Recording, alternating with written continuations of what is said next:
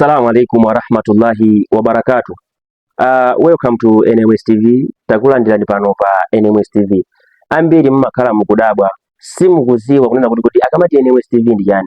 Tikakapankhani zokhuza ndi NMS TV, anyamata amene alikhuza ndi NMS TV amakhala akuyendera ma new muslim kuziwa mavuto awo amene akhala kukumana nawo atabwerera ku Chisilamu. Pachifukwa chonena kuti pali anthu ena amati akabwerera kumene ku Chisilamu amakhala akunyozedwa, kutukwanidwa. Ndene ife ngati NMS TV timakhala tikupita kukamva mavuto awo komanso ndi kutha kuwapanga support pa mavuto amene akhala kukumana nawo.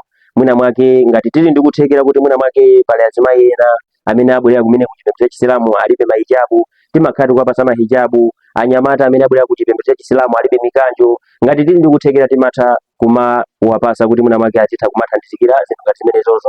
Nde lero lino ndi mmene mukuonera kunena kuti tili pano pa msikiti wa Masale, boma limene la Zomba kwa Jali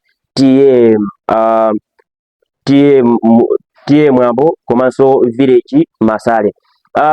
Tabwera kunoko ndicho linga tinena kuti tikufuna tiyendere manyu muslim komanso ndikubwera pano pa mzikiti pali mavuto so amene alipo, ndipo zonse mukhala mukuzimva muno bwino ingopanga ndi share komanso follow kuti muve zambiri pa video imene ikubwera inshallah.